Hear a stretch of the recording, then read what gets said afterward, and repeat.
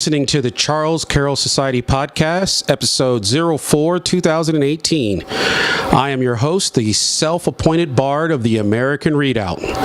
Today we're going to follow up with our blog post and talk about the FISA memo, one of the most significant stories that's happening now. We're going to talk and try to present truth that you're not getting elsewhere on the lame street media, and that's owned by the corrupt globalists. So why don't we just get right into it? This is a war, and this is your fate. We are the face of your new police state. We are the law, and we've got the guns. Statutory power, mandatory minimums.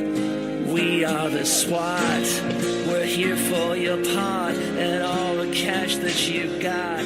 We are adrenaline junkies taking orders from the czar. It's a no-knock raid. Don't be afraid. Hey everyone, this is Alex Barron here. If this is your first time finding us, thanks for stopping by.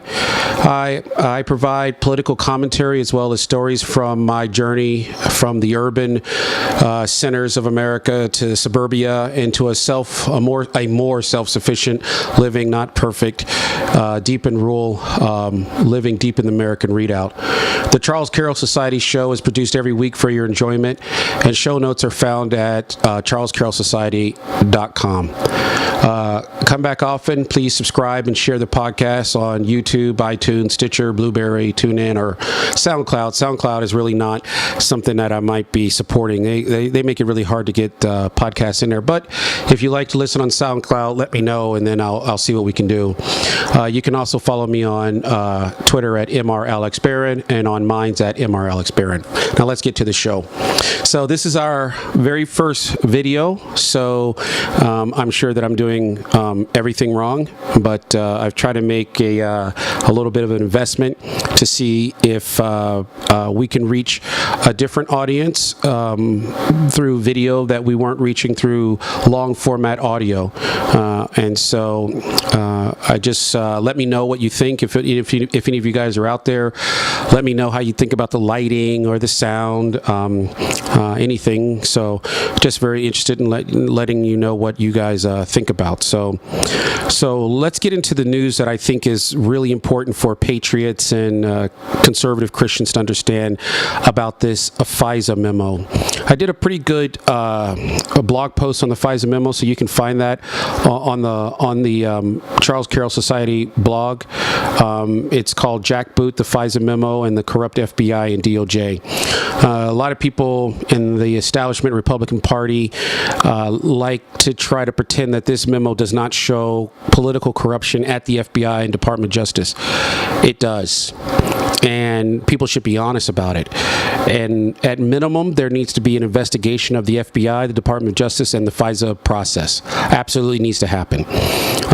And we're going to go over the depths of the corruption that I think most of you might be aware of, but what I'm noticing that the talking heads on, even on reliable people from Fox News, aren't presenting all of the information so that you can see how bad the corruption is.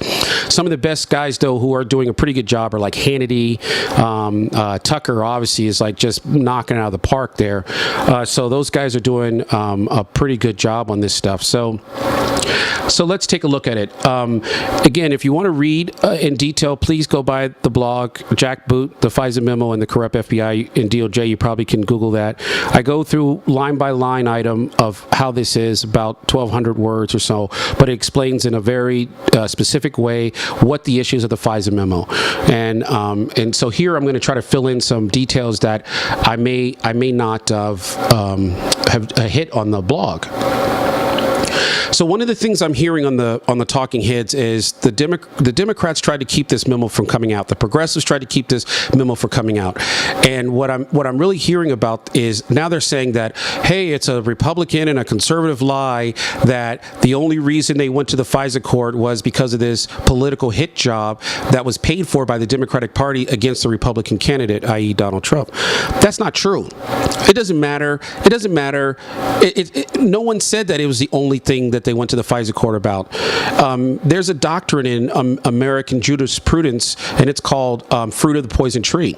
It doesn't matter if they spent 100% dependent on the FISA memo or 1%. If depending upon the Christopher Steele dossier was part of the process, and that dossier is found to be immoral, unethical, or unconstitutional, then what should happen is everything that came after utilizing that, even if it's 1% of what was utilized, should be thrown out. So if they break the Constitution even a little bit when they're prosecuting you, which they normally do, but if they do that, then you know what happens? All of that is thrown out. Every single thing is thrown out. You can't say no one here. They're trying to paint the Republicans into a corner by saying, "Hey, we don't know how much this Christopher Steele dossier was used." No one knows, and no one's trying to say that. And it doesn't matter. How can you get inside the FISA judge's mind to say he was presented with 10 different items, but in his mind he depended upon the Steele dossier a lot? You really can't do that. So it doesn't matter.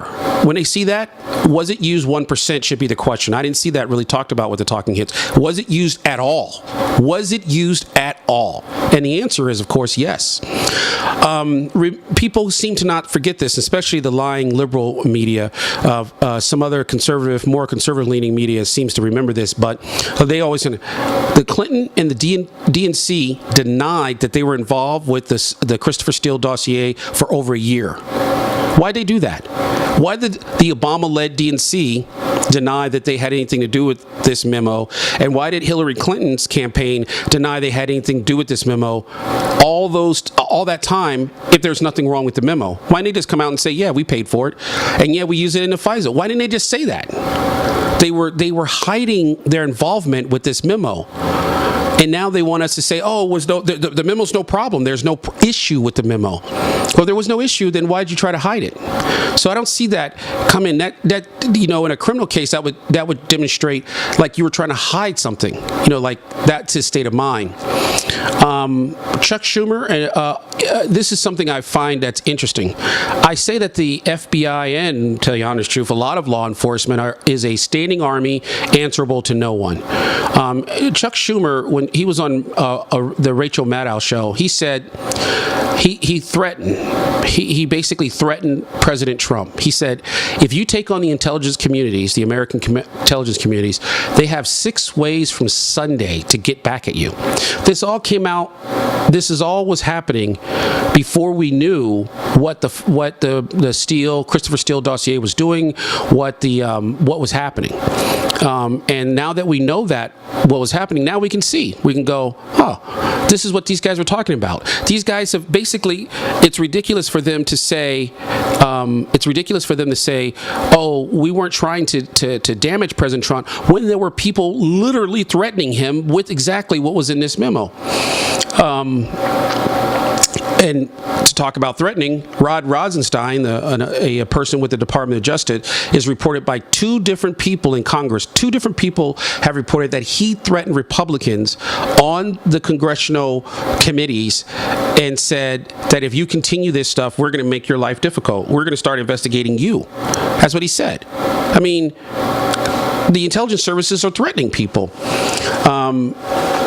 John Brennan, the Obama era CIA director, said of the Steele dossier, he claimed that the Steele dossier did not play any role in the intelligence community decisions. Now we know that's a lie. So why do these people even show up on the news again? Why isn't anybody asking him about, well, you just said that this dossier didn't play any role in the decisions of the FISA court or FBI, but now we know it did. That was an absolute 100% lie. Again, part of the cover-up.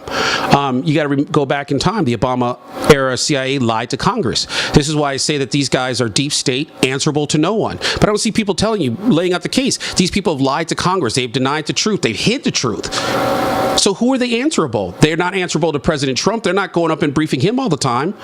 These people are answerable to themselves. They are a massively powerful standing army with incredible power, intelligence gathering power, ability to make you disappear. Everybody commits suicide and massacres their family, and that never happens either in the country. Of course, that never happens. It never happens. And yet, who are they answerable to? I mean, they lied to Congress, and we know they did. Comey admitted that he secretly orchestrated the leak to the press to prompt a special counsel investigation of the Trump collusion. In other words, the director of the FBI admitted to Congress that he leaked information to prompt, to basically bluff Sessions into appointing a special counsel. And Sessions fell for that. I mean, Sessions been, unless there's some magical stuff going on behind the scenes that we don't know about, he's been a large disappointment to the entire community that worked so hard to get President Trump elected. We thought we were getting a hammerhead shark, and we're not getting a hammerhead shark. Let's put it that way. Sessions needs to, I don't know what needs to happen there, but he is not a person who realizes that he's in a fight to the death with people who are trying to take the Constitution. This guy is literally picking fights with marijuana users in the middle of nowhere, and he's letting the Constitution get cut to shreds. Focus on your job and clean up the FBI and the Department of Justice, Session. Don't come out here to the Rocky Mountains and tell anybody what grass they need to grow in the back of their own yard, okay? So we got, you guys also remember that the media has defended the FBI Eugene Robinson of the Washington Post.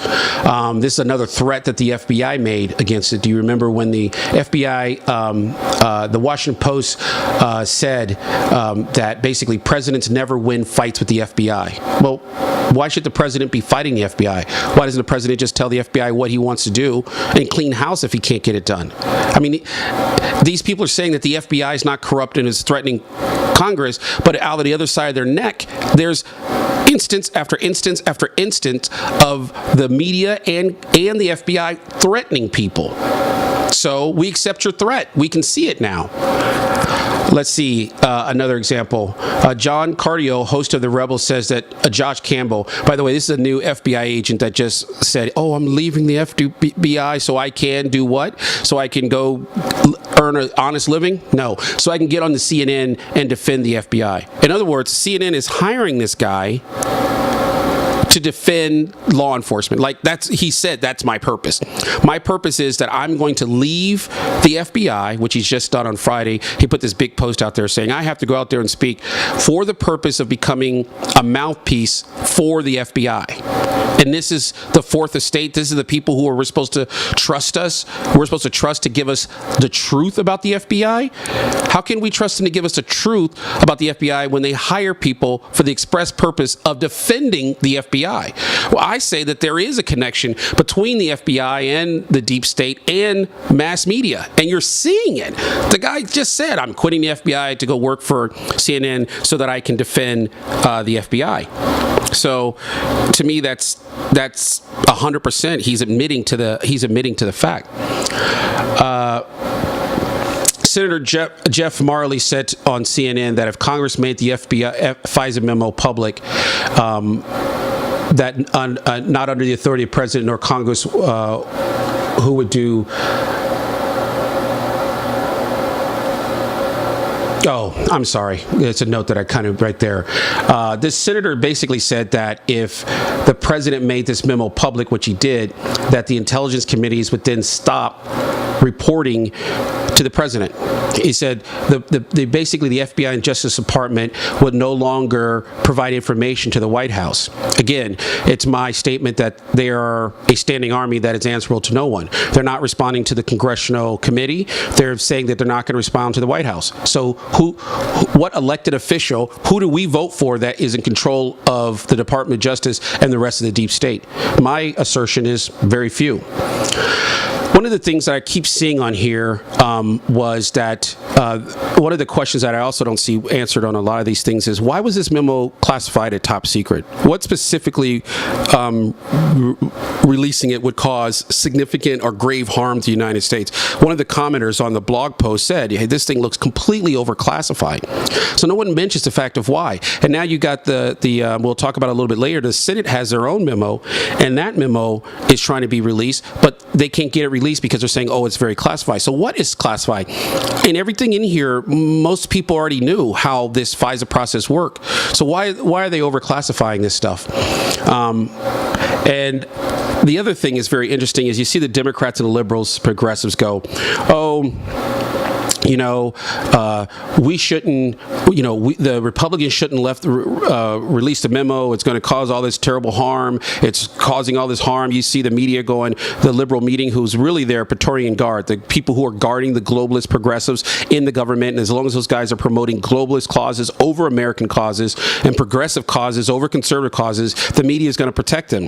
That's why it's almost this whole thing is a fight between alternative media like myself, alternative media like myself and others, against the mainstream media, because I don't think if you had alternative media, if you didn't have all these guys getting you the truth, I don't even know if you'd get the truth. I really don't know if you would find the truth. So, but if the Democrats and Republicans say, oh my goodness, all of this stuff is going to cause so much damage, then please tell me something. Why is it that they're going to release their own memo? Wouldn't you think that if they're going to, the memo's so bad, that they would then go, well, we're not going to release our own memo. But no, they're going to basically do the exact same thing the Republicans did. The House has already voted to release the Democrats' memo, so that's going to be out there. That whole talking point of like, the Republicans don't want no. They should release as much information as they possibly can. So that's another lie by the progressive mainstream media. Oh, the memo is going to cause all kind of damage. First of all, it seems to be overclassified and all of this. So I think it's something that we need to take a look at. And the last thing is that I believe what this memo has shown us is a methodology of corruption, and it seems that they are corrupting people, are bribing law enforcement by employing law enforcement wives. And I go over that in detail in the post, but it basically says, here's to go again. And this is why I think people need to make these and put these together so that the American people can then make their own judgment. They can say, yeah, this is a problem. They can see the pattern of bribery. The wife of the Department of Justice official, Andrew McCabe, Dr. Jill McCabe, was paid over $400,000 by a close associate of Hillary Clinton to run as a state senator for Virginia. She's never held office before. She's never ran for office before. But the first time she goes up, somebody writes her a $500,000 check. She just happens to be the wife of the official Andrew McCabe, who was involved with clearing Hillary of the email scandal plus investigating Trump. The wife of the FBI agent Bruce Orr, her name is Neely Orr. She just happened to be on the payroll of the opposition research firm, which was hired by Hillary Clinton. So Hillary Clinton hires the lawyers pay the opposition research firm Fusion GPS, and Fusion GPS, they hire this law enforcement's wife. How much was her salary? How much did she get paid? We don't know, but we should know. But isn't it interesting? Another guy who's involved with clearing email and investigating Trump gets hired by someone who was related to the swamp to Hillary Clinton. And then it's being reported that Rod Rosenstein's wife, Lisa Barsonin, Barsoomian, works for Craig Lawrence, an attorney who has represented Robert Mueller, the previous head of the FBI, 3 times, Robert Mueller, the previous FBI director, 3 times, James Comey, the Obama-era FBI, 5 times. This woman has represented, her law firm that she works for has represented President Obama 45 times, Bill Clinton 40 times, Hillary Clinton 17 times. So she works for a law firm that basically represents Democrats and FBI agents. How much did she get paid from the law firm?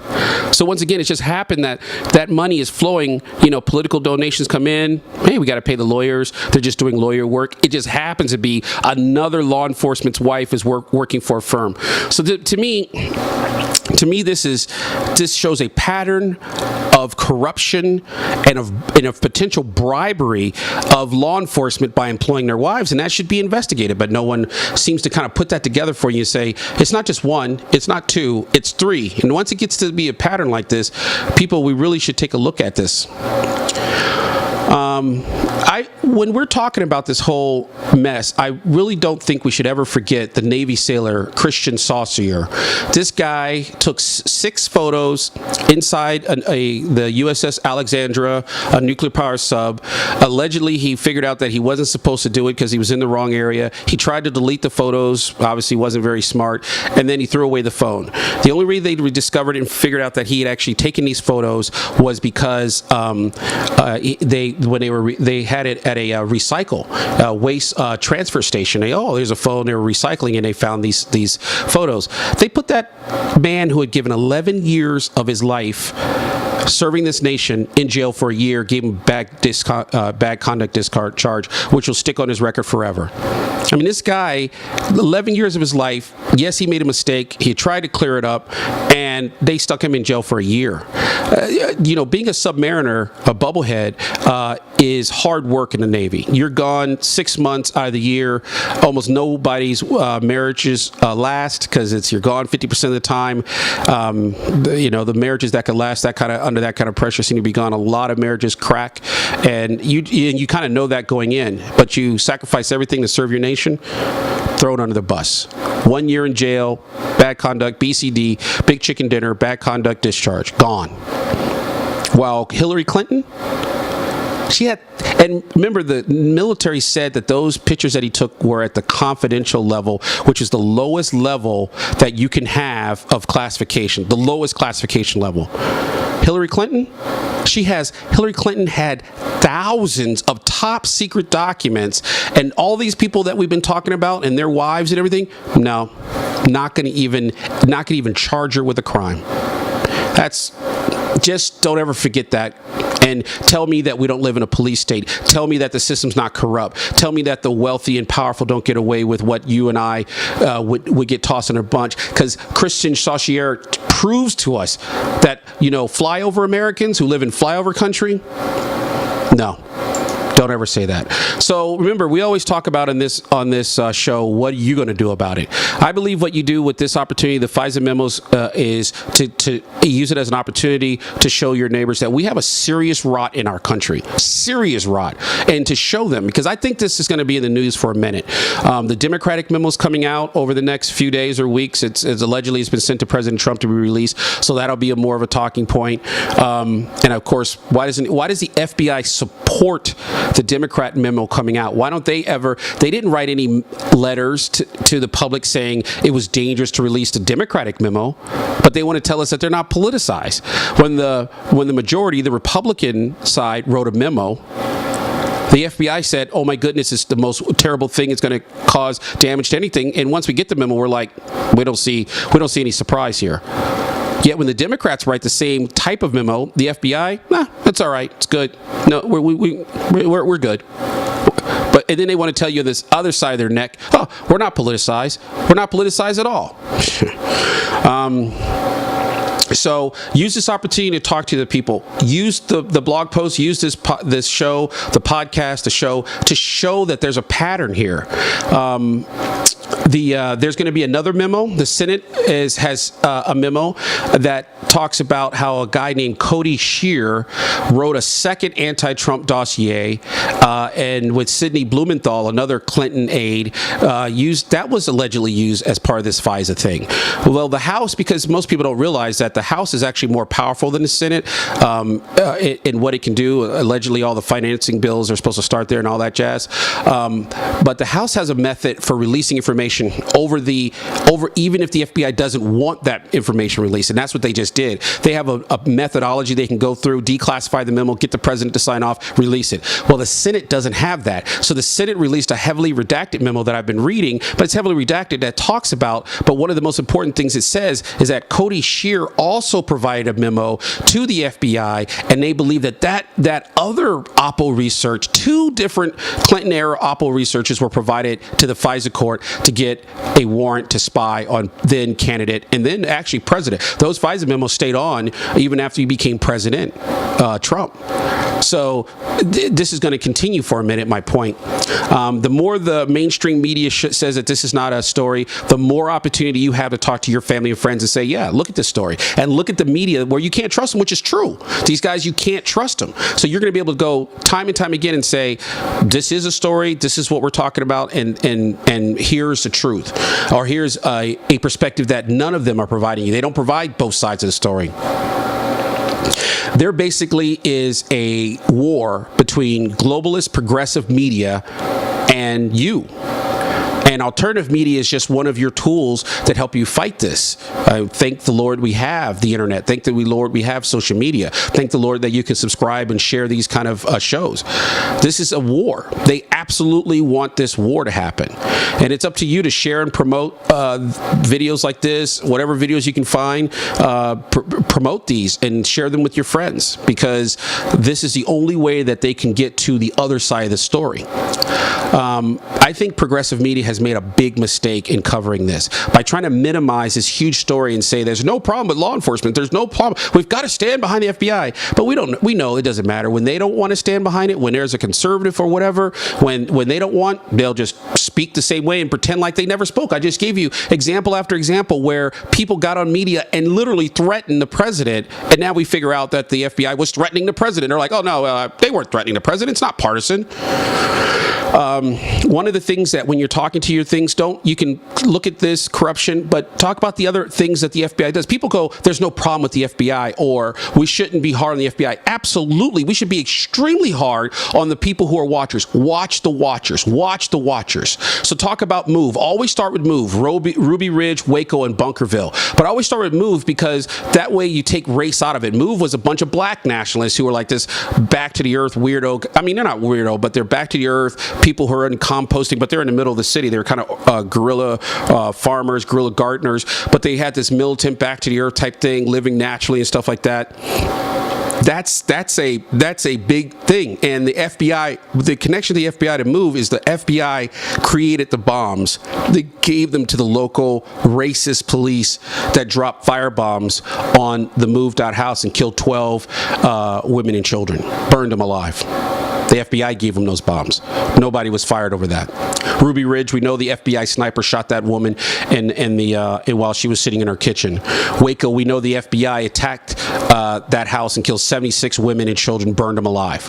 In Bunkerville, they were on the path to do the same thing to the Bundys until you guys showed up and made sure it didn't happen. Some people seem to forget, talk about the problems that were uncovered by Snowden. What about Snowden? Snowden did this. Talk about the problems that Snowden uncovered with the deep state and how they were spying on everyone and lying about it. Oh, we don't do this. And absolutely they were doing it. I mean, this is a pattern. And people don't want to sit there and tell you about the pattern. This is a pattern. The regulatory state and its intelligence arm, the deep state, is just literally who's their master? Who do they report to? Who can't they ignore? Oh, sure, they say it's Congress, but they fight like teeth and nails to try to keep this information from Congress. That's what they do. And I don't think they should. Use this opportunity to show that there is a deep rot in our system and question whether that system still represents flyover Americans. I think that's a fair question. I do. If you enjoy the show, please share and like the podcast, rate on iTunes, Stitcher Radio, subscribe to the blog, and share among your family and friends. If you want Western civilization, traditional Christianity, and individual liberty to survive, you are personally responsible with finding some way to demonstrate your non-compliance to this post-Christian system. Every week, try to perform some small act of protest, self-reliance, and non-compliance. You can start by sharing this message among like-minded people. Viva Cristo Rey, Viva Cristo Rey, Viva Cristo Rey, y the Virgin of Guadalupe.